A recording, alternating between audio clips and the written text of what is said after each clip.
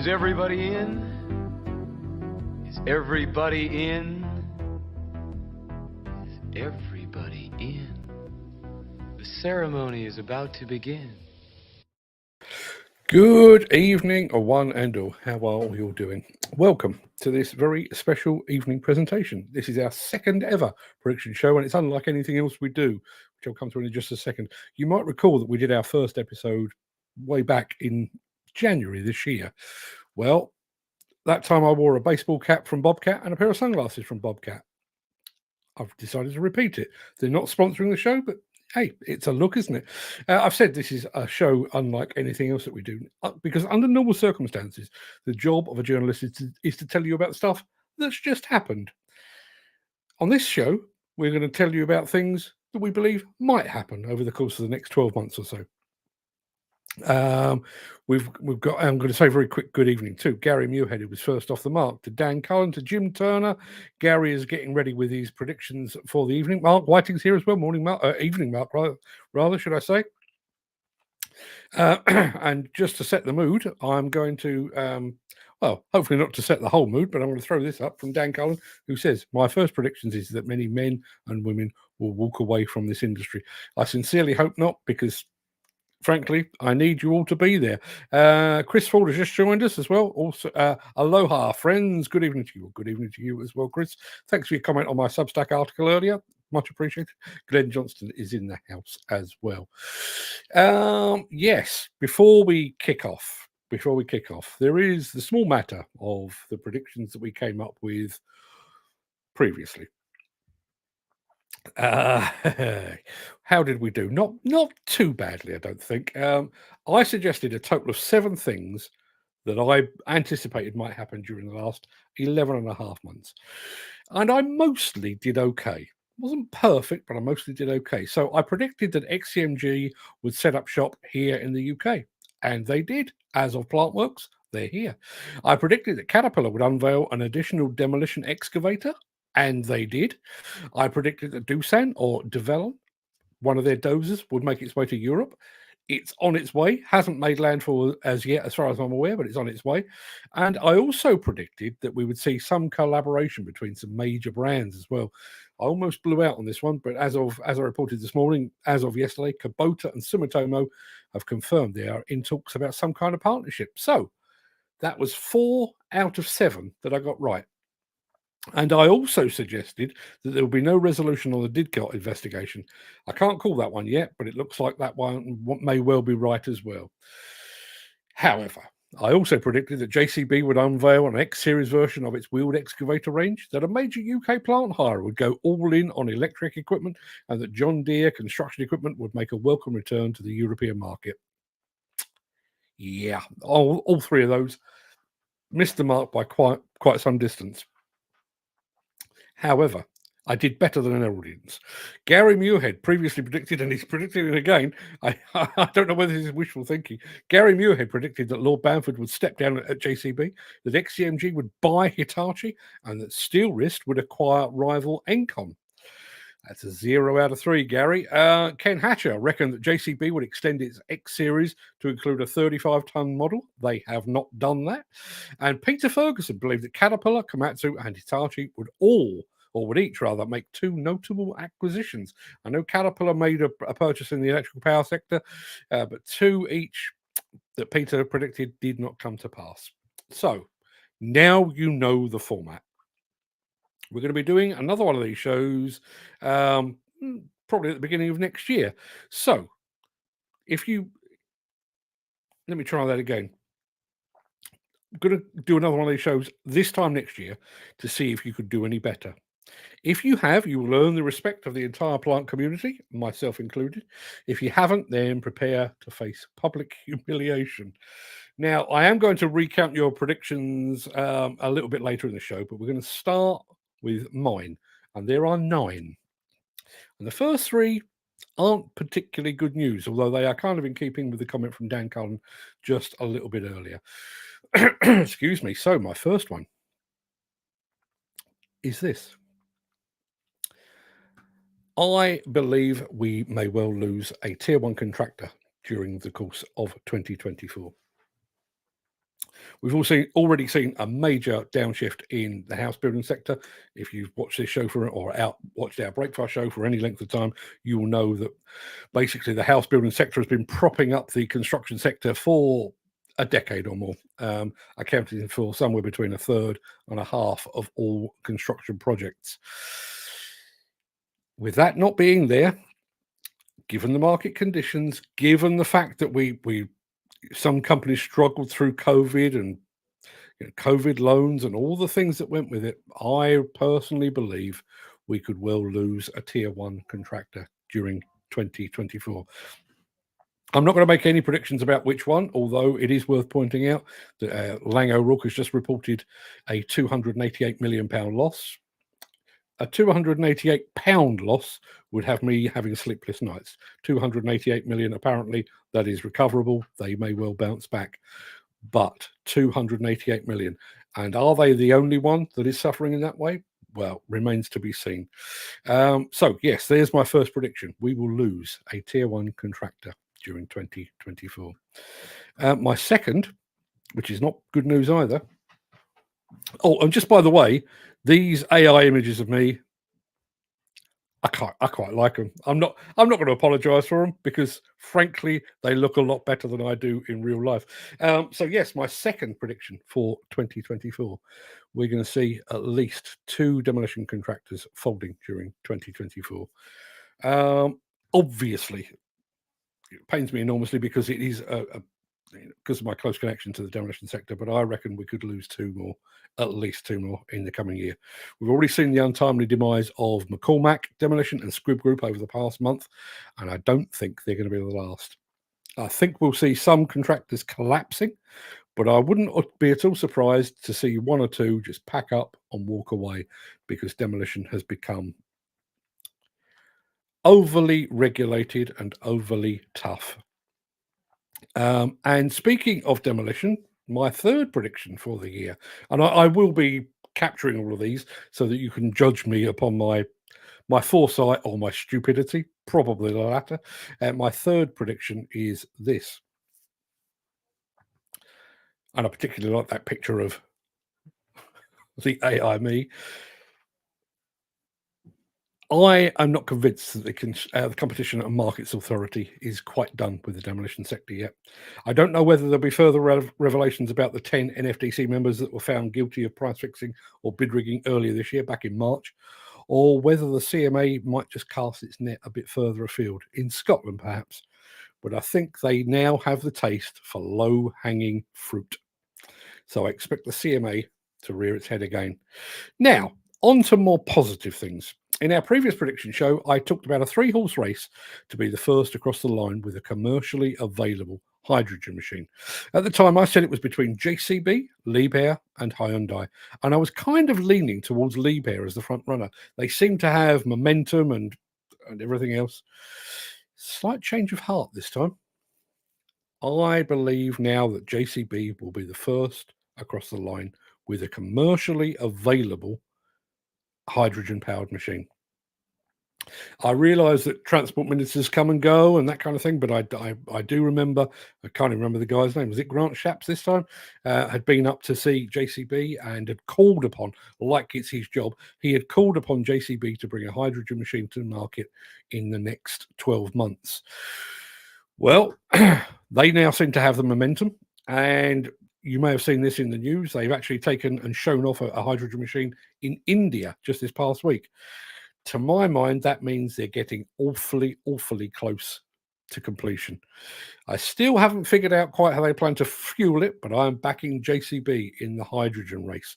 And I'm also going to say good evening to Tim Gosden and also to Ken Hatcher, who's just popped into the chat. Good evening, gents. Get ready with your predictions. I'm going to get mine out of the way, and then we'll be on to yours. So, yes. Now, I've said that JCB will be the first across the line. I believe that to be the case. But if you stick around for my final prediction, there is another company that might just upset the apple cart, and I will get to that just as soon as I can. Now, we've just spoken about hydrogen, but electric is not going anywhere anytime soon. So, my fifth prediction for 2024 is that Caterpillar will make a major electrification announcement during the year ahead. The company's dipped its toe in the water with its XE electric drive dozers. It offers electrical power generation, generators rather, so it knows what it's doing about electrical power generation. And obviously, some of its mining trucks are designed to run on electric. But I reckon there is more to come. My only concern with this prediction, and with a couple of others, is the exhibition cycle. Major equipment companies like your Komatsus, your Liebherrs, and your Caterpillars tend to save their biggest announcements for ConExpo and Bauma years, and we've got neither of those in 2024.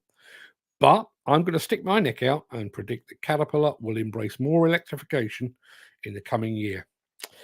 Now, next up, I'm sorry, but I'm going to repeat myself in the possibly vain hope that I just got my timing wrong, that I had the right idea, just got the timing wrong. So my next suggestion is that not only do John Deere make some awesome equipment, but they're bloody smart people too. There is a pent-up demand, or at least I believe there is, for their equipment on this side of the pond. And I reckon, having thought about this long and hard for several minutes, I reckon the time is right for them to set up shop right here in the UK. And one of the reasons for that prediction is actually my next prediction. It may take a while, and it certainly may take longer than a year, but I firmly believe that Chinese excavator manufacturers are about to be slapped with an anti-dumping duty. So there's I look particularly handsome in that picture. I'm going to aspire to that as a look. Need to sort out the hair, like grow some for a start. But yes, that is my feeling on that. The Chinese excavator manufacturers, Lugong, Sany, Sunward, XCMG, have made no secret of the fact that they've been buying market share here in the UK and in Europe for years now. It's a proven business model, and it follows in the footsteps of the Japanese manufacturers that first landed here back in the 1980s. But they too were hit with an anti-dumping levy, and I think the Chinese will suffer the same fate. So, going back to my previous prediction, could that, and there is my previous prediction, just to prove I was talking sensibly, could that open the door for John Deere to make an entrance? Answers on a postcard, and I can see your own predictions coming through. I've got just two more predictions for you before we get onto yours. I've already said that manufacturers tend to save major machine launches for Bauma and ConExpo, and I stand by that. But the Intermat show returns next year after a prolonged absence. I can't remember if it's been 5 or 6 years since the last Intermat. And Komatsu are going to be one of the stars of the show. So, Komatsu to announce that's not manor, it should be major machine launch. I had 2 days to prepare this, and I still managed to spell something wrong. Will announce a major product launch at Intermat. But I reckon come Paris in April, they will announce something pretty damn spectacular. And then we come to my final prediction of the night. When I was at the Samotor show in Verona earlier this year, I visited the Bobcat stand because, well, it's Bobcat, and Bobcat, the stand is always a must visit. The Samotor show was just 6 months after Bauma, so there wasn't much in the way of new construction equipment. But lurking quietly, very quietly in the corner, was an industrial forklift. An industrial forklift powered by hydrogen. The company clearly has the technology. It's one of the sector's true innovators, and it seems to have a knack for responding to customer and industry demand at least as fast as its competitors, if not a little faster. So, my final prediction is that Bobcat will unveil a hydrogen-fueled construction machine within the next 12 months. So, despite what I said about JCB being first with a commercially available hydrogen machine, wouldn't surprise me one bit to see Bobcat unveil a hydrogen machine and then pip its rivals at the finishing line. So, I'm going to take that off the screen for now. To recap, here are my predictions. I'm going to put my head on the block. Here's my predictions for the coming year. The UK construction industry will lose a tier 1 contractor during 2024. The UK demolition sector will lose at least 2 more of its number during the year ahead. The CMA will be back for a second bite at the demolition industry. JCB will be the first across the line with a commercially available hydrogen machine. Caterpillar will make a major play in the field of electrification. John Deere Construction Equipment will make I'm going to do that again. John Deere Construction Equipment will make landfall here in the UK. Anti-dumping levies will be imposed on Chinese excavator makers. Komatsu will make a major product announcement at Intermat in April, and Bobcat will throw its hat into the hydrogen ring, all within the next 12 months. What do you think? Am I on the money? Have I lost my tiny mind? Do you think I have psychic powers? I've made my 9 predictions. Let's let me know. How many do you think I've got right? Now, let me know in the chat if you think I'm on the money or barking up the wrong tree. But now I'm going to throw over to the chat and see what you've all got to say. Let's have a look. Lots of good evenings, lots of good evenings, lots of good evenings. I'm going to go back to this one from Dan Cullen. Dan is currently in and out of work, in and out like a fiddler's elbow, I think the expression is. So I can understand his frustrations, and he does go on to say, fed up with the shit show of that the construction industry has become. I wish I could predict that the construction industry would get its act together and start to take care of its key asset, i.e. its people, and that we would do away with accidents and fatalities, that we would do away with mental health issues and suicides, and that we would do away with people being picked up and put down like so much used paper. I fear I can't predict that. So Dan, I hope your predictions are completely wrong. I hope you find yourself back in gainful employment in the very near future, and we can all move on. Well, at least you can move on positively, even if the rest of the industry cannot. I'm going to say good evening to Chris Ford, to Glenn Johnston, and right, first predictions. Gary Muirhead says, my predictions for 2024 are, and he's sticking with the Lord Bamford.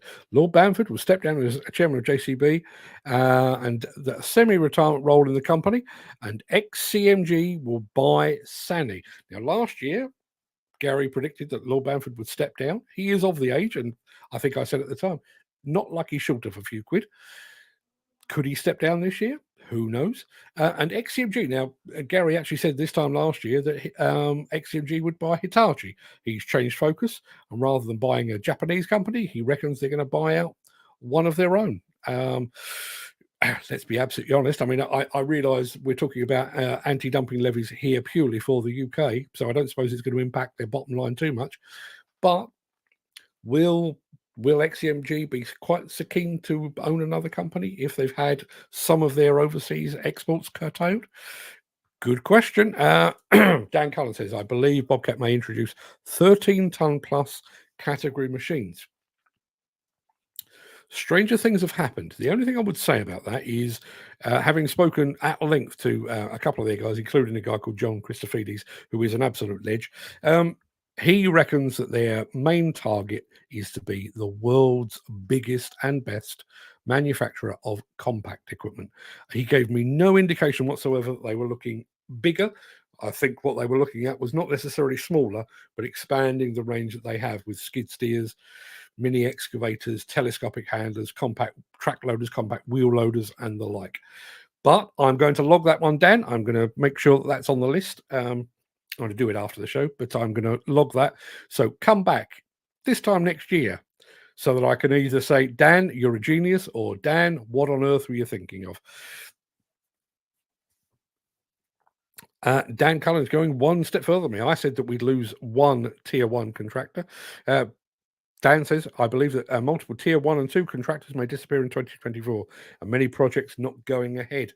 I do believe that could well be the case. Let's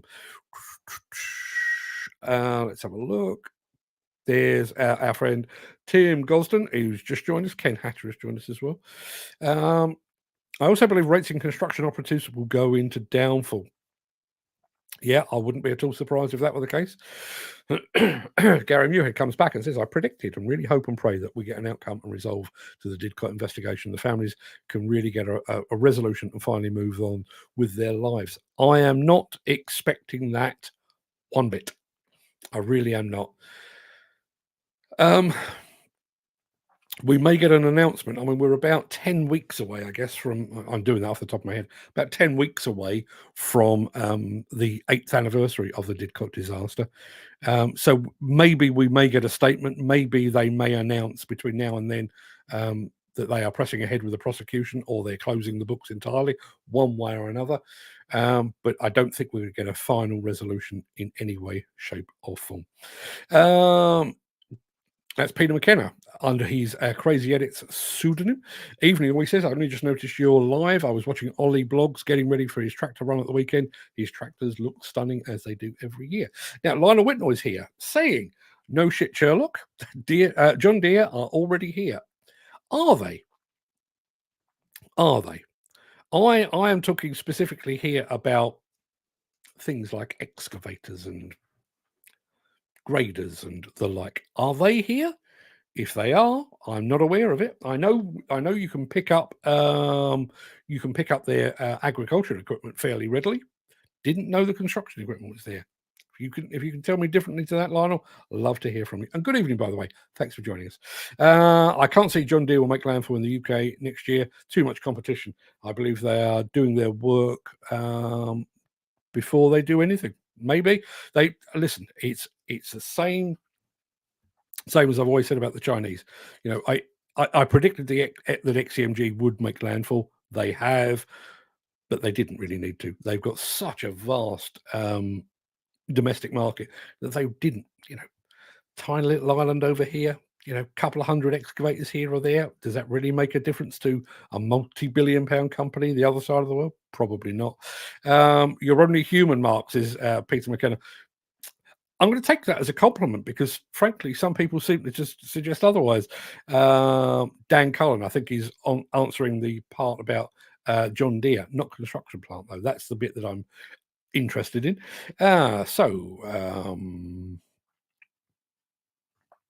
Graham, Footy Williams. Hydrogen coming in, electric. We haven't got the infrastructure. If everything goes electric, we ain't going to cope. We're going to darkness. Yeah. Amazon apparently has terminated its electric fleet and they're going back to diesel. Interesting. Hydrogen is going to take EVs out. Is it? Is it? Who was it told me? It may well have been Peter McKenna that told me that Hyundai, car-wise, have taken a backward step from hydrogen and gone back to electric. If anybody knows that, I'd like to hear about it. Didn't know you were into country music, Mark. Not sure what that relates to. Ken Hatcher, my prediction is will Ken still have a job if the sites get any quieter? I don't think you will ever see John Deere in the UK. Don't dash my hopes, Ken. Please. And let's hope that you are safely in a job for another year. Let's have a look. Gary Muirhead, another prediction. A major manufacturer will come out with a machine that runs on dual fuel, where it's whether it's diesel and hydrogen or electric and hydrogen, etc. Yeah, quite like that. Quite like that. Peter McKenna again. The construction industry is that way because of humans. Not all there are some good ones out there, but some are two-faced, say one thing and do completely the opposite. Oh, yeah. Oh, yeah. Person turquoise waving. Not sure. Believe that Lord Bamford will not step down and stay until his last breath as a man of older intuition.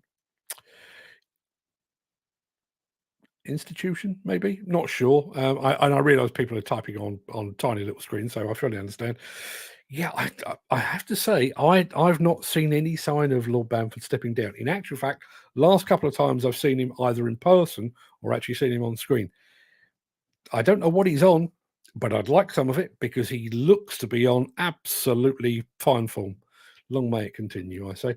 Let's have a look. Peter McKenna says the only way to change things is for the boots on the ground to do the talking. Has anyone seen? This has got nothing to do with predictions, but we're all friends together, aren't we? Let me see if I can throw this up on the screen for you. It's here somewhere. I think it's this one. Yeah. So, The Guardian. Now, bearing in mind Yeah, bearing in mind that Sellafield was one of those projects that was held up as an example of how construction is supposed to be done. Well, you can read that for yourself. Sellafield nuclear site workers claim toxic culture of bullying, sexual harassment, and drugs could put safety at risk. And this is one of our landmark projects. And apparently, it comes from multiple sources, warning that our poor working culture heightens the risk of accidents, suicide, and believe it or not, sabotage. Um, I'm going to take that off the screen. It's in the Guardian, or it's on the Guardian website. If you'd like to go and read that any further, love to get your feedback on that. Probably for tomorrow, I would imagine. Let's have a look. Ken Hatcher says farm tractors. I think we're back to John Deere again. Yes, the farm tractors are most certainly here. As far as I'm aware, the construction equipment is not. Jim Turner says, yes, think he's the type to see it as his duty to be head of the JCB family. It's a family firm, so it's fair for him to sit tight for the rest of his life. He's earned the right. He's earned the right. And I've said this before, and I don't know whether these messages ever get through, but, I'd like to put it on the record. Joe Bamford is a British manufacturing legend. Make no mistake. And I realise we can all argue until the cows come home about who invented the backhoe loader, who invented the telescopic handler. But Joseph Cyril Bamford, JCB, put that company on the map. However, I would argue that his son has taken a company from that to that. You think about all that's been accomplished with Lord Bamford, Anthony Bamford at the helm. Unbelievable stuff. Dan Collins says, I feel that a number of civils contractors may go and many job losses, making rates go down, as there'll be many people looking for work. I see rates are already on that way. We don't want that, particularly at a time when we're still in the midst of a cost of living crisis. So, Dan, in the nicest possible way, I hope you're talking out the back of your head and that you're completely wrong. But I'm inclined to agree with you. I mentioned the CMA. Yes, the Country Music Awards. Yes, you're absolutely right. My apologies. Unfortunately, I think some manufacturers will start laying off JCB, etc. Hopefully, I'm wrong. Now, here's a thing, and I've got a bit of an issue about this one. I did actually do a pro JCB rant a few years ago, and I'm going to do another one very quickly now. The one thing. JCB is constantly hiring and firing, They monitor, because it's a family firm, as somebody's already mentioned. Because it's a family firm, they are able to monitor peaks and troughs in demand, and they can act accordingly. If JCB suddenly see a rush in demand for the Pothole Pro, and they take on 100 new people, nobody gives a toss. It's not in the local newspaper. It's not on the national news. It's not in Earth Movers or Awesome Earth Movers. I probably wouldn't mention it on our show either. If they see a downturn in demand for their backhoe loader and they lay off 100 people, front page news. It's on Sky TV and everybody talks about it. The fact of the matter is, their workforce does that all of the time. It's up, it's down, it's up, it's down. And ultimately, and I'm not being paid by JCB and I'm not being paid by Bobcat, but the one thing I would say is, what is the alternative? Do they keep people on and hope that the demand returns, but pay handsomely for the privilege of keeping people twiddling their thumbs, or do they downscale or put them on shorter term contracts and then bring them back when the time is right? Personally, although I hate to see people being laid off, particularly at this time of the year, I do think JCB acts accordingly, and the other manufacturers as well. I think they act accordingly, given the circumstances. Dan Collins says, yes, I agree with Gary Muirhead regarding dual fuel source. Ken Hatcher says, I don't think Mr. JCB will step down. He's there till the end. I wouldn't have an argument with that. Wouldn't have an argument. Listen, he's got a couple of sons. I'm sure they're very good. I mean, I know one of them's got big interest in hydrogen. I think the other one is into watches and that kind of thing. I'm not entirely sure which one's which. There's a Joe and there's a George. But to my mind, listen, I'll say it to anyone. Lord Bamford doing a cracking job at the moment. Long may it continue, I'd say. Jim Turner says, fully electric Volvo 360 to land at an East End Midlands quarry. This could be within 2 years, though. Mr. Turner, that's very specific. Do you know something? Do you know something? Peter McKenna says bullies are nurtured and groomed in schools and then filter into the workplace. Every company has its bullies, and the worst thing is it's life as we know it. Yeah. Chris Ford. No guessing whose that will be. I think he might have an electric lorry or three. Oh, you buggers are being cryptic tonight. Please tell me off air. Who we got here? We've got Dan Cullen. Did you see the Guardian safety measures in Sellafield? Some of the buildings are in dire shape and maybe a matter of time. I predict Sellafield will make the news in 2024. Yeah, well, unfortunately, Sellafield has made the news today for all the wrong reasons. Yes, maybe we should sell the field. Well done, Gary. I did hear that the computer systems at Sellafield nuclear power plant had been hacked by Russian hackers. That's just what you want, a nuclear power plant being hacked by the Ruskies. Nobody needs that in their life. Let's have a look. Graham Williams says, some time ago, I sent you another... they're going to design another fuel as well, so other vehicles can run on different types of fuel. Listen, it ain't over till the fat lady sings, and I've been talking about electrification and hydrogenization. We've also been talking about biofuels with the likes of the Project Tetra from Case. But who's to say that there's not some wizard sat round a corner, possibly somewhere just outside Wuhan, who says, hydrogen, pah, what you need is chicken piss. But I don't know. I'm making... If that turns out to be right, you heard it here first. Chris Ford says, I predict I will still be working 60 plus hours a week. Yeah, you and me both.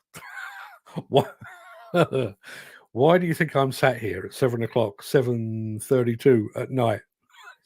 For precisely that reason. Let's have a look.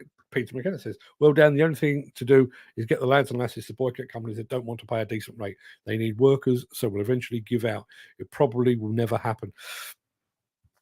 I sent details of that Sellafield thing over to a couple of friends of mine who are both very big and active in the mental health and construction suicide space. And one of them fired back, when will this ever stop? And my honest, heartfelt opinion is this will never stop. In order for us to stop on-site bullying, toxic work culture, mental health issues, and on-site and construction-related suicides will require a root and branch fundamental change of just about every construction working practice you can possibly think of. And for that to happen, you need an industry-wide universal will to make that happen.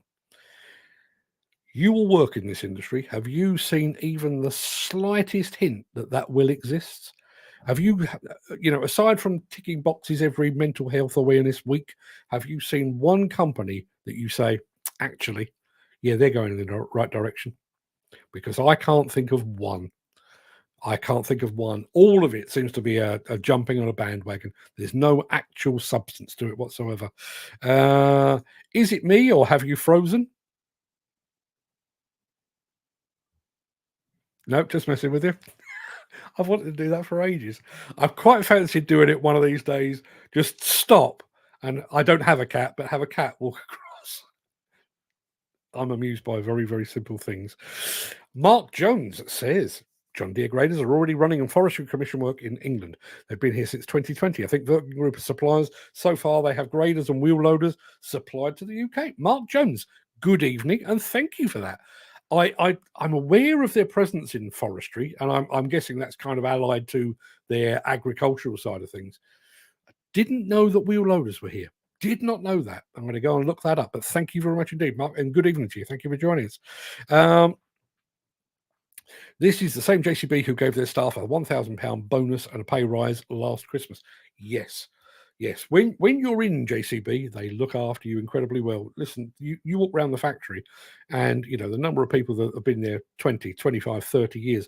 There's one guy, if ever you get the chance to do it, who does the guided tour of the world headquarters, the factory and the production line and everything else.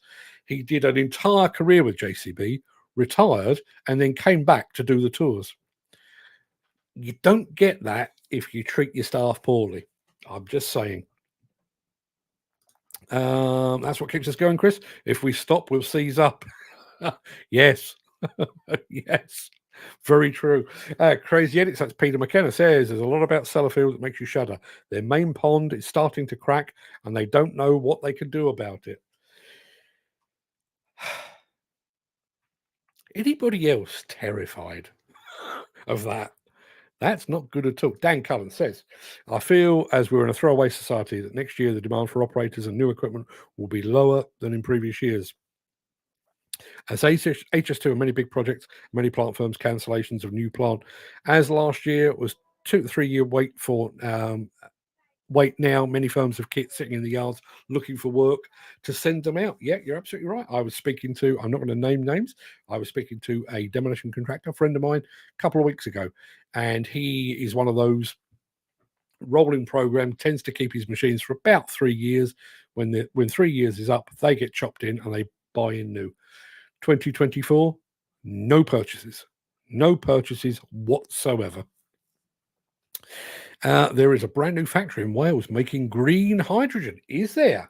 Ken, if it all goes tits up in the construction industry, you might have a job making green hydrogen. I can see you being good at that. Graham says, if I'm still here working next year, I'll be amazed. I would expect nothing else.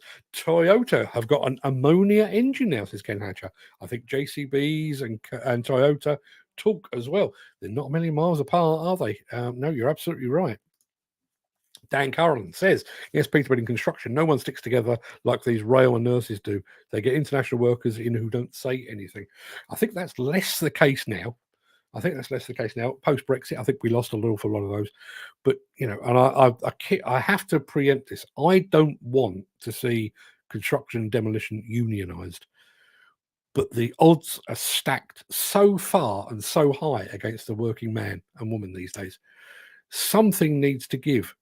You know, I go back, and I'm not going to do a selling job on my latest article, but talking about why I'm giving up the CCDO card, because I'm done with it. I'm done with, as somebody described it online today, the racket. I don't need a card if I'm going to be accompanied the entire time I'm on a site.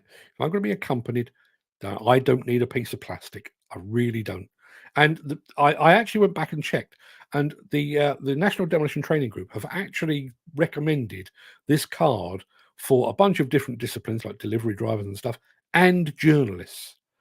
It's like they've all sat round around a table and gone, who else could? Oh, journalists, yeah, we get one or two of those a year. Best make them pay through the nose. No, no, no, no. I'm done. I'm out. I folded. Take your card, put it where the sun don't shine. I am not playing your games any longer. Peter McKenna says, don't read it out, Mark. Dan's a closet bully. No, he isn't. Dan is a lovely fella. He gets grumpy sometimes, I'll be the first to admit it. But often, generally, I'm in agreement with him. Gary Muirhead, I predict that everyone on the show will be 1 year older in 2024. I won't be. I was born in a leap year, so I won't. That's a complete fabrication. That's a lie.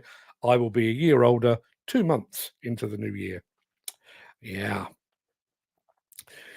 60 is on the cusp. I'm not there yet, and I'm not there for another year and a bit, but it's getting close. No, Mark, don't do that. We might think you're having a medical episode and ring for a specialist help.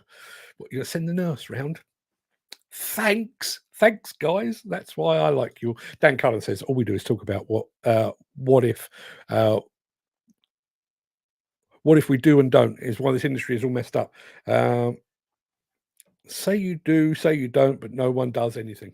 I think you're right. Peter McKenna says, yeah, Denmark are petrified about the goings on at Sellafield, as if anything happens. If anything happened, Denmark would be in the firing line for the main fallout. You imagine being Danish and looking to the Brits thinking, my health and safety depends upon you. Would not be happy about that at all. Chris Ford says, I predict the construction industry will boom. Some will turn tap water into fuel, and I will win the Euro Millions jackpot. I don't know if anybody is in sort of the Derbyshire area, but if anybody could pop round and check on Chris Ford, because I think he may have been drinking. Graham Footy Williams, I wish construction workers would tell the man to stick the card where the sun don't shine. And tell them to give us more money as well. Totally agree. I think if union does come in, it will help many and get workers together in this industry on rates and hours. The thing that I come back to, and as I say, I mean, I know demolition better than I know other parts of the industry. You've got roughly 500, between 500 and 600, probably less as a result of 2024. You've got between 500 and 600 demolition companies in the UK, which means that you've got 500 to 600 managing directors, 500 to 600 CFOs or financial officers. So you've probably got about 1,000 that are company principals or have an actual financial stake in the demolition industry. But below those, you've got about 30,000 working men and women.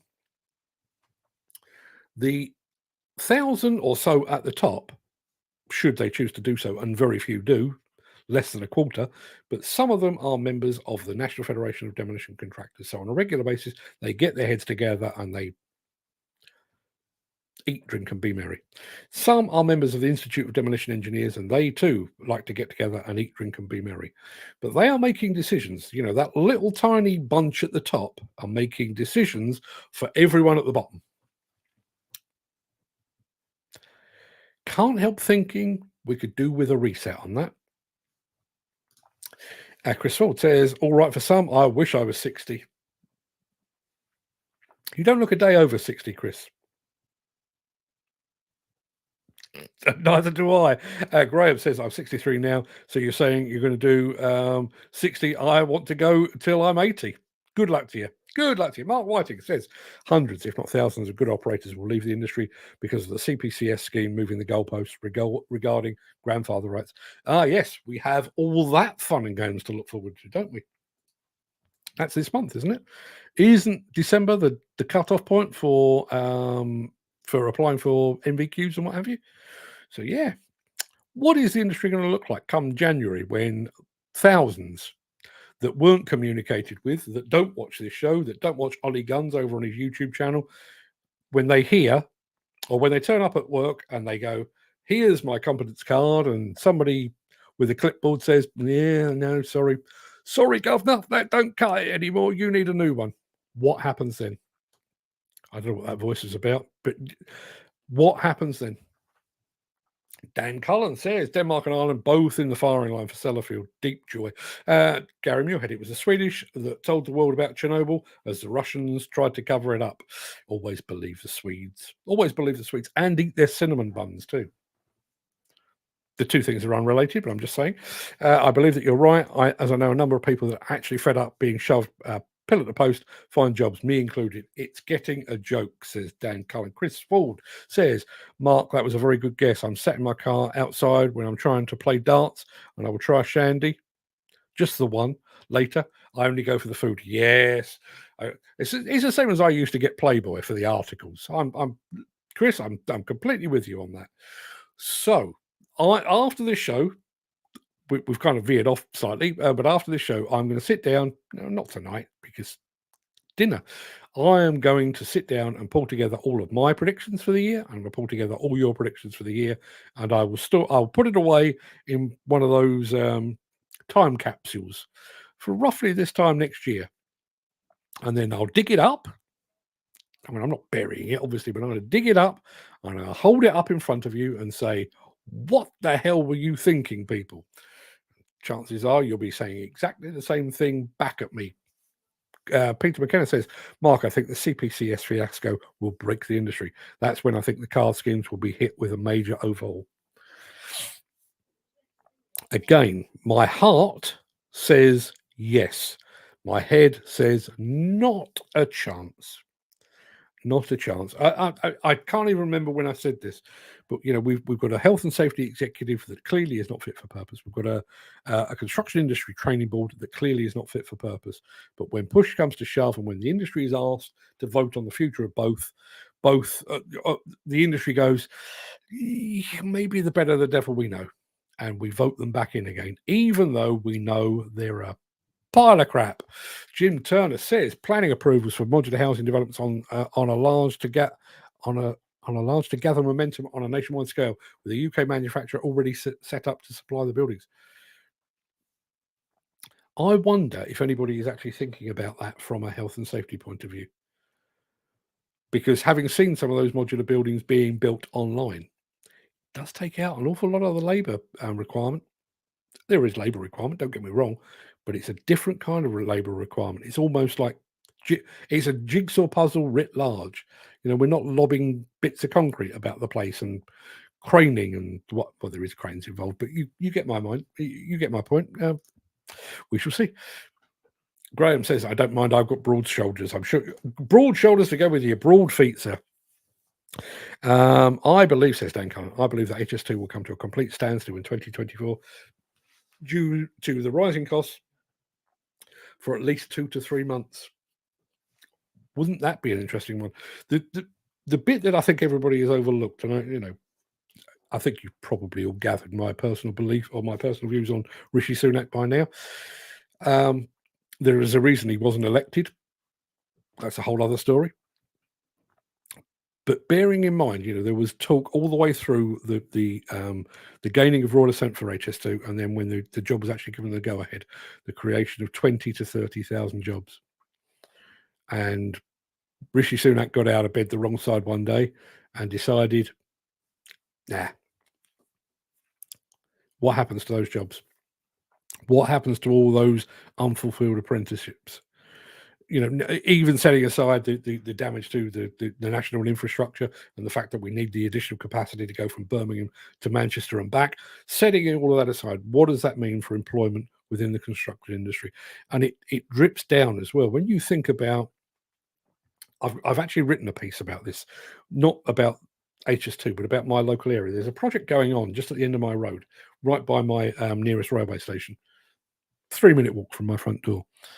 And because that job is going on, we've got people in high-vis clothing going into the local post office, the local chemist, the local pub, the local cafe, the local Portuguese cafe, into the local pharmacy, the hairdressers. This is all based on fact. I've seen this with my own eyes. Those guys are spending money in local businesses.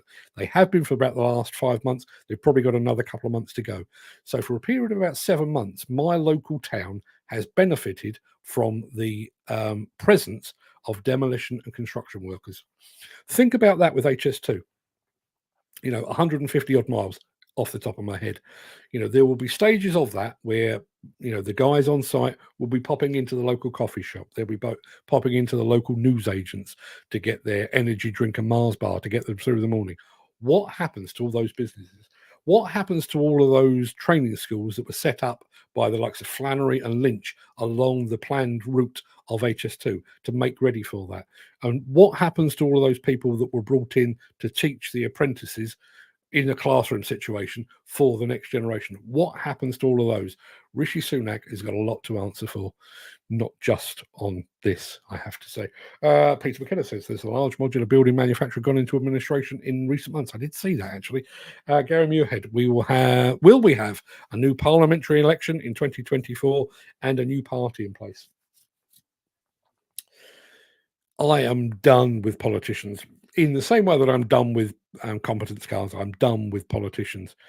I cannot. Hey, listen, we live in a world where Donald Trump was elected, not erected, although he probably was, where Donald Trump was elected as US president. So you can never say never. I cannot think that the Tory party will get another term. I think they are an absolute shower. Not that those opposite are any better. I've got no faith in them whatsoever. But I cannot imagine it. I can't imagine a situation where the Tories get back in again. And isn't it interesting? Regardless of your personal feelings on migration and everything else, David Cameron set us up for Brexit. He was clearly concerned.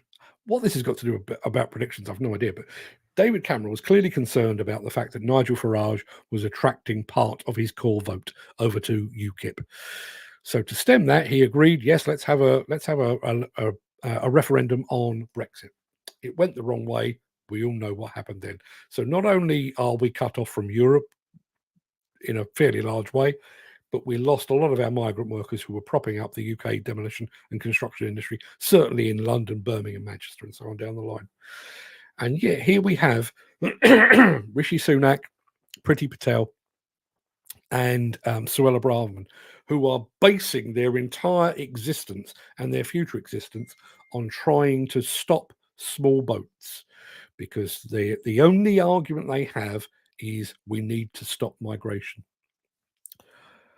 Look around in demolition and construction. We don't need to stop migration. We need to bloody encourage it. Dan Cullen says, I believe if they do take modular buildings into the industry, they will build on possibly on stilts in floodplains areas, demolish already built houses in those areas. Would open up some land, wouldn't it? Dan, the Mayor of London is talking about building on railway car parks and turning them into housing. Is he? I wouldn't put anything past him. Peter McKenna says, whichever party gets in, it won't make the slightest difference. Maggie Thatcher started a trend and it's never ended. True. Mark Whiting, you're right, Dan. I believe it's all about money now. I think it's always been about money, to be honest. But I just think I think it's almost like the powers that be. There's a line from a Frankie Goes to Hollywood song just popped into my head. It seems to me that the powers that be keep themselves in splendor and security. That's got nothing to do with what I'm talking about, but it does seem to me that those in power, not just here in the UK, but certainly in America, they've got to the point now where they don't even bother trying to lie. You know, when you look at all of the cronies of the Tory party that made millions out of the whole PPE fiasco during COVID, they didn't even bother to cover their tracks. I'd have more respect for them if they'd have robbed the country but covered their tracks. But they just barefaced lied. And are now sitting in a room, oh, well, I don't have my phone records with me. Lock them up. Lock them all up. I say, I believe new government party will come out of the woodwork in 2024, make headway for an election, be supportive of the working man.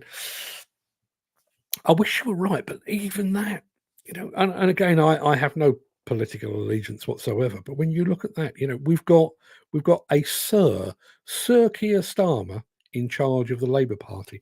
The Labour Party, you know, for decades, for generations, for hundreds of years, the party of the working man.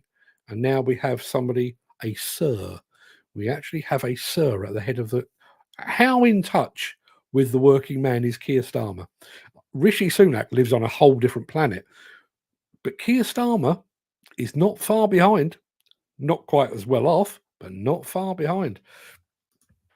Chris Ford says modular builds are nothing new. They built thousands after the war. How many are left? Not that many. I actually, when I was growing up in Battersea, it has two T's, but they're silent if you come from there. Yeah, there was a lot of, we used to call them prefabs. Prefabs, that's what they were, prefabricated houses, and there were a lot. I think they lasted until about the 80s. I think that was the last I saw of those. Will embodied carbon make a massive impact on the demolition industry in 2024? You're damn tooting it will. Funnily enough, I was writing this afternoon. I've been so busy writing recently. It's like somebody has turned on a tap. I can't stop writing at the moment.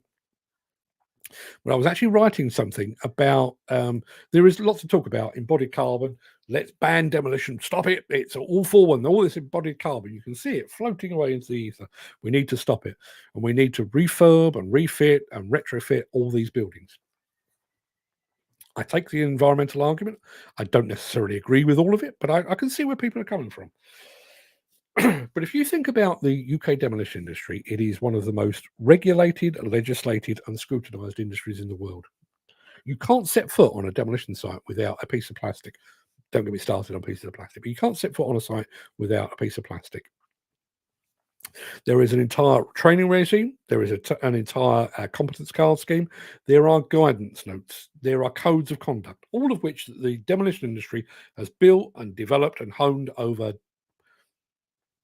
80 years, more than that, maybe. If the demolition industry then takes a step back and the retrofit and the refurb industry then pitches up, do they have any of that? Would your average refurb company know asbestos if they came across it? Would they know how to limit the exposure of their workers to silica dust? Would they be able to identify PCBs or anthrax or any of these things? We've seen it so many times where we've tried our level best to do the right thing, like power stations. The UK signed up to get rid of all its fossil fuel power stations, and now we can barely keep the lights on. What happens if somebody waves a magic wand tomorrow and says, that's it, demolition is done? It's no longer an industry. On the rare occasions that there's been a fire damaged building, we'll dig somebody up from the archives, but the rest of the time there is no demolition, and we switch entirely to refurb. What will that do to the accident rate? I'll tell you what I think. It'll do that. I think we will have accidents, injuries, and fatalities. We've already had 45 in the last 12 months. I reckon you could double that if we just take a complete step back. If the refurbishment and retrofit industry wants to match the experience and the expertise of the demolition industry, they needed to have started about 15 years ago. That's my thought. Peter McKenna. Everyone's kidding themselves if they don't think everything revolves around money. No, absolutely. Dan Cullen says, yes, Footy, they're already planning on building a block of flats in the car park in Watford Junction. Raise the already in construction flats by 4 stories. I can believe that. There is an area in Hackney that has containers for homes and shops stacked near Waterloo Station too. Yeah, I mean, obviously we've got box parks. We've got one in Croydon. We've got another one over in, what's that bit of London? Shoreditch. So those are for retail and for restaurants and eateries and pop-up shops and stuff. But yeah, you listen, if you go into YouTube and look up container houses, they're a real thing. Some of them are bloody awesome. I maybe not to live in permanently, but if I could find a nice little plot of land, middle of nowhere, Jim Turner, I'm looking at you, nice little plot of land in the middle of nowhere, just me and the family, obviously, and the dogs, nothing for miles around, just being there. Like the idea of that. Dan Cullen says, I believe that demolition will move at a slower pace than previously done due to these people who are trying to destroy it with all these carbon dust and rejection of high-rise builds. I agree. And again, I go back. Listen, the guy that I was talking to about not buying any plant next year, that's what he was basing it on. He was looking into his crystal ball, seeing the writing on the wall with not necessarily all of the demolition jobs being cancelled or postponed, but taking longer to go from we are going to develop planning permission. And, as we've seen with the Marks and Spencer store in Oxford Street, we want to knock it down. You can't knock it down. We'll appeal. Okay, we'll appeal. Come back. Work could have started on that now. If that had got the go-ahead, work could have started by now. Footy says, I do a lot of these shipping container homes in America as well. Yeah, there are a lot in America. Although, again, I know my son Fred watches quite a few of these. And there was one guy who invested literally hundreds of thousands to build basically a little community out in, I think it was the California desert or something like that. And basically, California decided to change the rules. Worthless. Absolutely worthless. Tim Golston says, what's going to happen when HS2 comes to an end and dumps thousands of plant operators on an already struggling economy? Yep. Yeah, I know a lot of people have been talking about the impact on the used equipment market because obviously there will be a flood of equipment. I would imagine that the likes of Euro Auctions and Ritchie Brothers are probably rubbing their hands together. But what happens to all of those people that have been doing that work? If I know the forecast was for 20,000 people. Let's say there's 10,000 people working on HS2 now, and if you called a halt to that tomorrow, where are we going to put those 10,000 people? Who knows? Jim Turner says, I'm just lining up to put in for planning. If I get what I want, it'll be me, made by me from converted site cabins. Fantastic idea.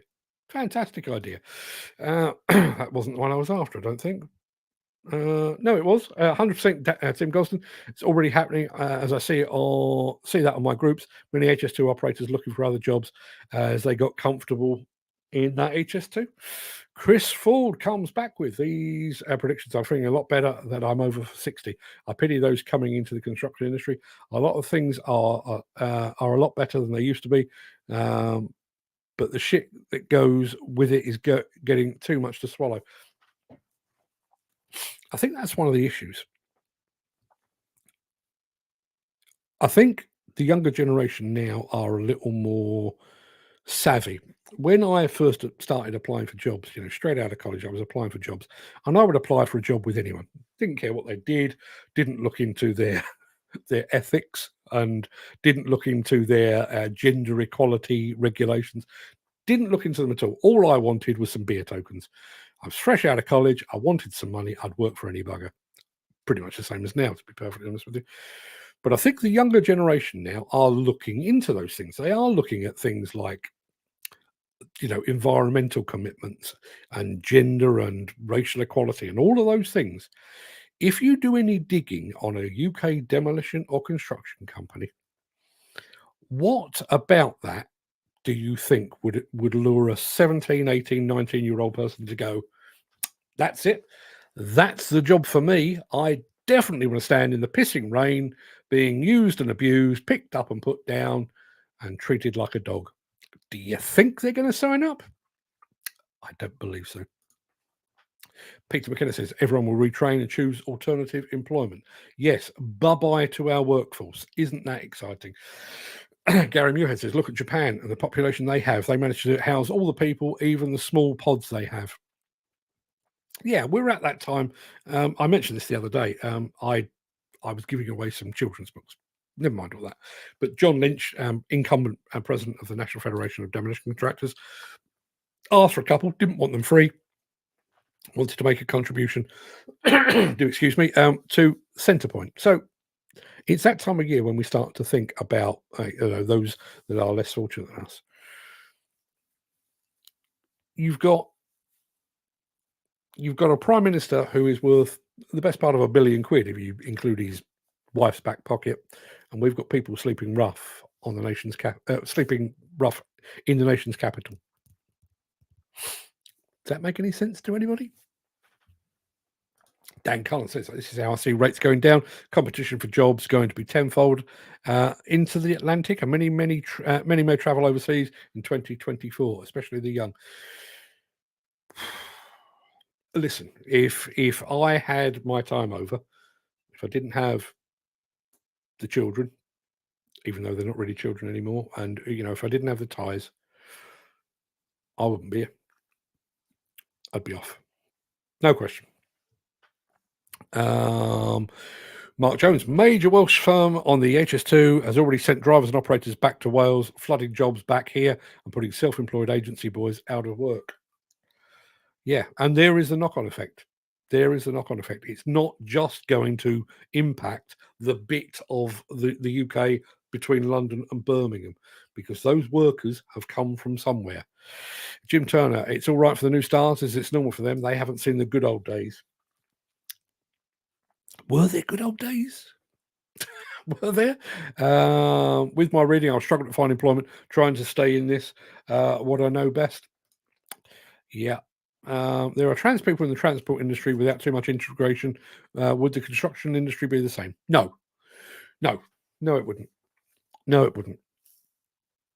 We have the enormous misfortune to work in an industry in which fully qualified, clearly competent, and very, very good female operators arrive to work of a morning to find sex toys stuck to the windscreen of their machine.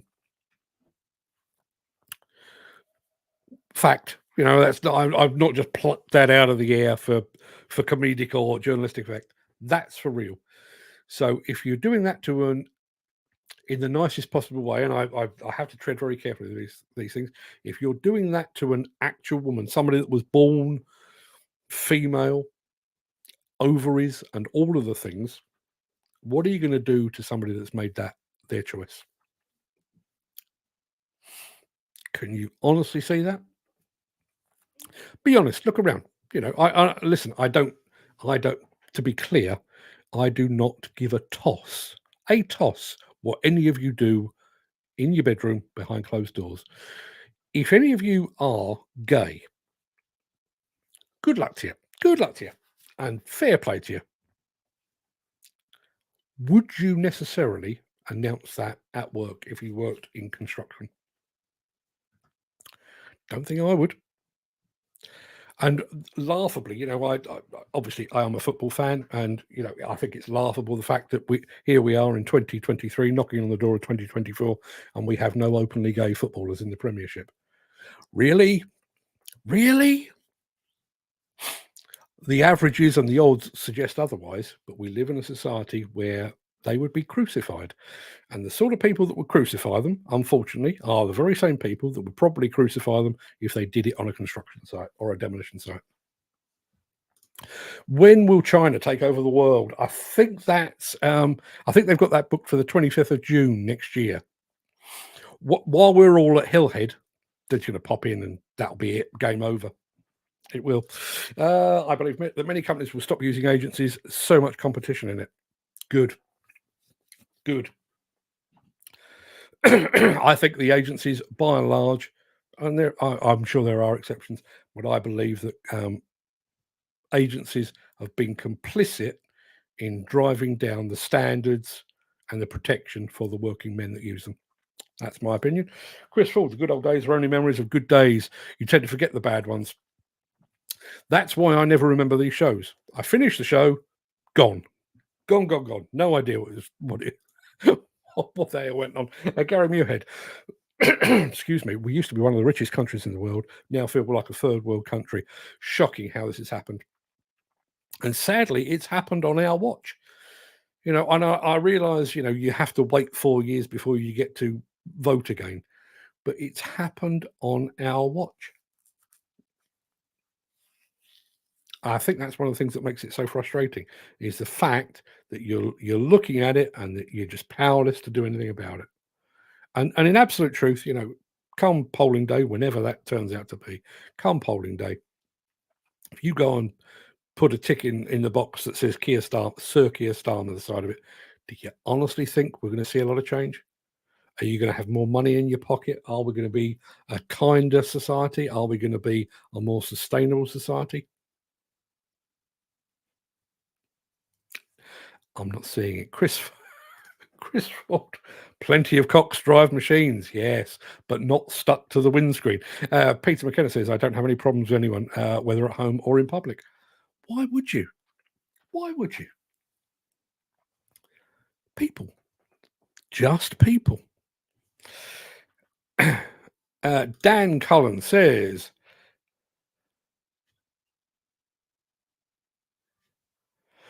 as your one, Katie Hopkins says, your gender is an option, but I only know you as a man or a woman in my eyes, and say what you want. Not sure where that's going. I know Dan has his opinions on the whole trans argument.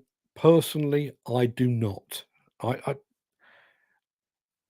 what point? I've had this pointed out to me, so I will recount it. You know this old talk about pronouns and stuff, they, them, and all that sort of stuff. What difference does it make?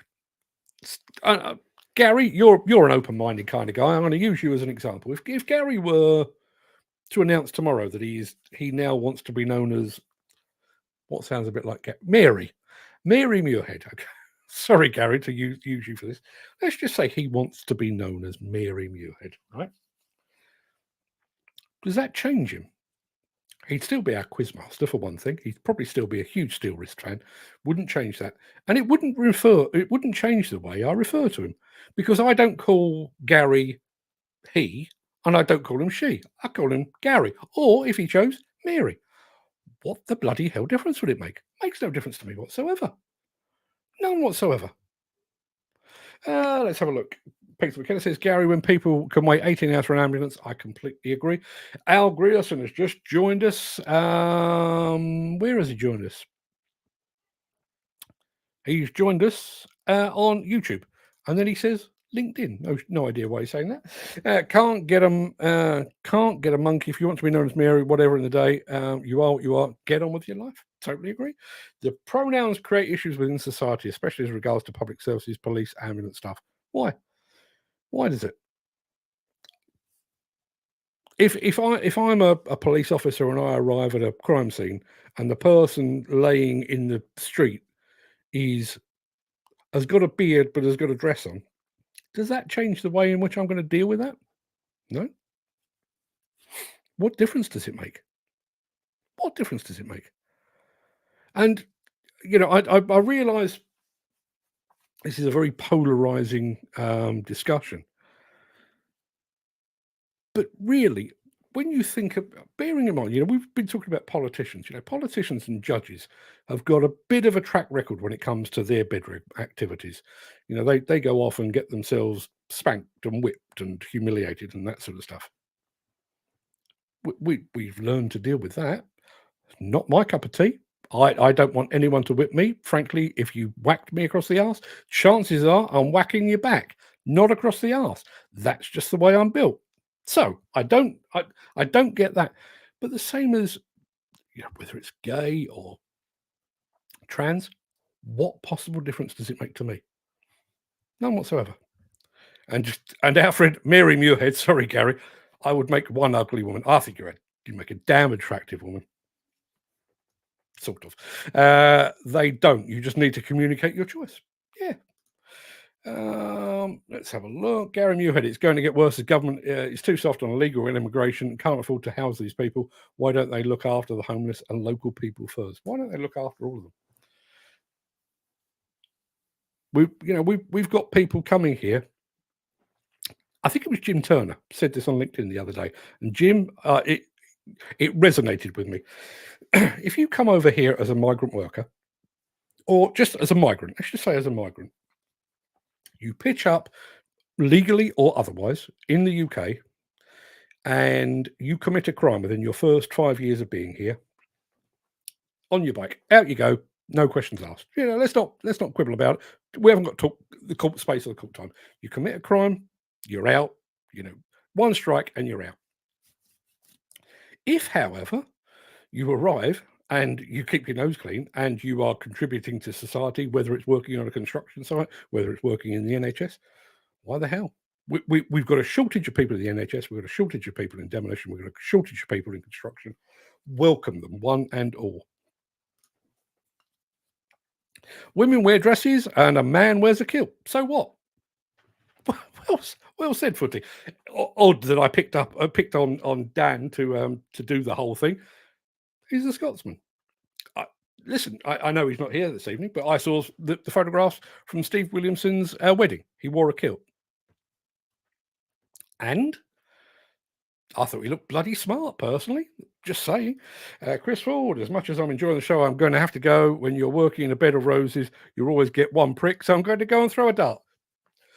Double top, my friend. Double top. Al Grissom says they could look after homeless people anyway. They choose not to. It's intentional. Yeah.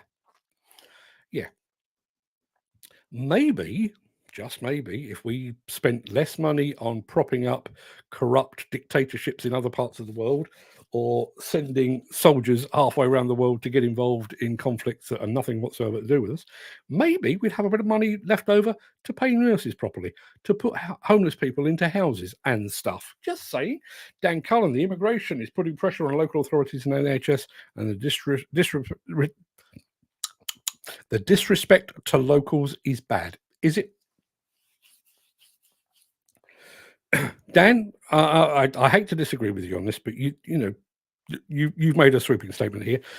We've already said about the way that construction sites work.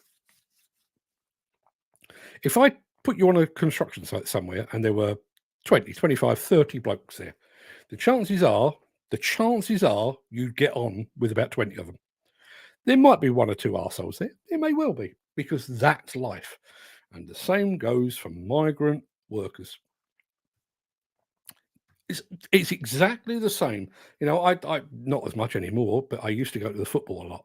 You go to the old West Ham ground at the bowling ground. we'd have 35, 40, sometimes 45,000 people there, of which there was a couple of hundred who were bad news. They'd get into fights and they'd fight the other fans. I didn't. And nor did the other 42,500 people. They were absolutely fine. I think it's an overstatement. I really do. Peter McKenna says the construction industry is being decimated by bad debt, currently sitting at approximately 300 million. And the rest. I reckon that runs to billions. And there are fears this could rise dramatically to 1 billion in just 1 year. Wouldn't be at all surprised. Austerity is putting pressure on local authorities and the NHS. Political choice of both the Tories and the Labour. Peter McKenna says, in reality, you're an immigrant, Dan. I guess if you trace this all back far enough, I probably am as well. I mean, I'm not. You'd have to go back a long, long way. But yeah, Dan, you speak with an Irish accent. You're welcome. And that's not you're welcome as in I'm stating a fact. I'm saying you're welcome. You're welcome here in the UK because you've turned up and you've grafted. Yeah. Peter McKenna says there are arseholes, whatever creed and colour. Yeah. Why do I have to deal with all of them though? That's the bit that I always find unfair. Dan Cullen says, so true. Yes, it is intentional. They see homeless as drunks and drug addiction, and they see us as throwaway. Yeah. And the one that bugs me the most, and we are at an hour and 16 minutes, and I'm starving bloody hungry. The one that bugs me the most is how we treat our military veterans. Go and fight for king and country, queen and country, as was, potentially get bits of your shot off, potentially get yourself blown up, watch your friends be maimed and possibly killed, and then you come home, house? Oh no. No. And for Christ's sake, don't mention a tent. Good Lord, Suella Braverman would have a conniption fit. Shit, is what I say. Dan Cullen says, I'm still British. Born in Northern Ireland, so technically British, Peter McKenna. Okay. I'm going to let that go. My wife didn't know this. Gary Muirhead says, my wife deals with the immigrants every day who call it to say the same thing every day. I need a home. It's almost like they've been given a script on what to say word for word. And Peter McKenna says everyone is treated the same at working class level, Mark. Downtrodden, I think, is the same that you're referring to. People, I don't know how we ended up here. This was supposed to be a prediction show, and our prediction apparently is going to go to rack and ruin. Hell in a handbasket. But Dan Cullen is saying, good evening. Have a great evening, guys. See you tomorrow. Yes, I will be back tomorrow. I will, as I say, I will log all of these predictions. I'll have to go back half an hour to remember what they are, but I will log all of those. Some point in December 2024, we'll do this all again, assuming we're all here. I hope we will be.